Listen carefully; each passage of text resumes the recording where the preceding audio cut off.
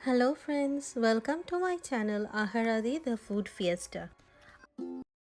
আজকে আমি নিয়ে এসেছি আলু পটলের দমের একটা নিরামিষ রেসিপি নিয়ে। গরমকালের দুপুরে আম ডাল দিয়ে এই আলু পটলের দম খেতে কিন্তু অপূর্ব লাগে। তাহলে চলুন দেখে নিই একদম সহজভাবে অত্যন্ত টেস্টি এই রেসিপিটা আমরা কিভাবে বানিয়ে নিতে পারি। আমি এখানে আলু পটলের দম বানানোর জন্য মিডিয়াম সাইজের 10 থেকে 12টা পটল নিয়েছি আর নিয়েছি দুটো মিডিয়াম সাইজের আলু। পটলগুলো ভালোভাবে খোসাটা ছাড়িয়ে স্লাইটলি থাকতে পারে, কিন্তু ম্যাক্সিমাম খোসা ছাড়িয়ে আমি এটাকে হাফ করে কেটে নিচ্ছি। আর আলুগুলোকে আমি ডুমো ডুমো করে কেটে নিয়েছি। এই দম বানানোর জন্য আমাদের মেন যে মশলাটা লাগবে তা হলো একটু আদা, 1.5 ইঞ্চ মতন আদা, 2 চামচ মতন 2 টিস্পুন মতন জিরে আর 4-5টা কাঁচা লঙ্কা। এই তিনটে জিনিসকে আমি খুব ভালোভাবে মিক্সিতে ব্লেন্ড করে নিচ্ছি। এই পুরো রান্নাটা আমরা সর্ষের তেলে করব।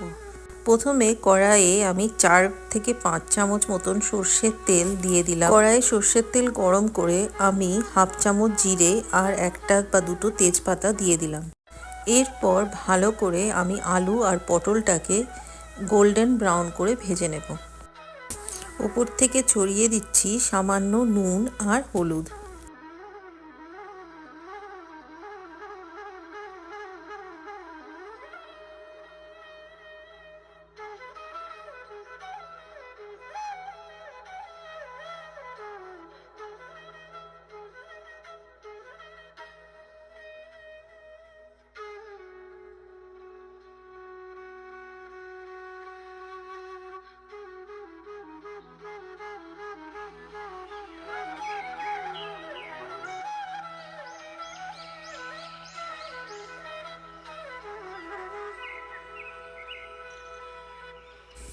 পটলটা যখন বেশ ভালোভাবে ভাজা হয়ে যাবে তখন আমি এর মধ্যে অ্যাড করে দিচ্ছি আমার বেটে রাখা মশলাটা দিয়ে আমি কিন্তু বেশ কিছুক্ষণ ধরে মিডিয়াম টু লো ফ্লেমে কষে নেব। এটা প্রায় 4 থেকে 5 মিনিট যখন একটা সুন্দর গন্ধ বেরিয়ে আসবে তখন আমি সামান্য জল দিয়েও এটাকে কষে নেব।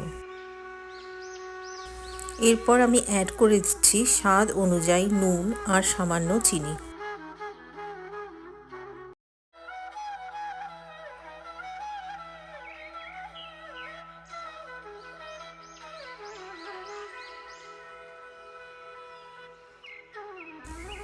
এরপর পুরোটা আমার ভালোভাবে মশলাটা কষা হয়ে গেলে আমি এখানে অ্যাড করে দেব 1.5 কাপ মতন জল।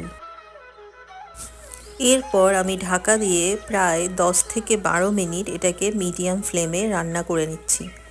পুরোপুরি যখন সেদ্ধ হয়ে যাবে তখন জানবেন আপনাদের আলু পটলের দম রেডি হয়ে গেছে। ওপর থেকে আমি সামান্য গরম মশলা আর ঘি ওপর থেকে ছড়িয়ে দিলাম। ব্যাস তৈরি হয়ে গেল অপূর্ব স্বাদের নিরামিষ আলু পটলের দম। তাহলে বন্ধুরা একবার এইভাবে বানিয়ে ফেলুন আলু পটলের দম। আর আলু পটলের দম গরম ভাতের সাথে পরিবেশন করে দিন আম ডালের সাথে। আম ডালের রেসিপিটা আমি নিচে লিঙ্কে দিয়ে দিয়েছি। আর আমার রেসিপিটা ভালো লেগে থাকলে একটা লাইক, শেয়ার আর কমেন্টস করতে ভুলবেন না। Thanks for watching.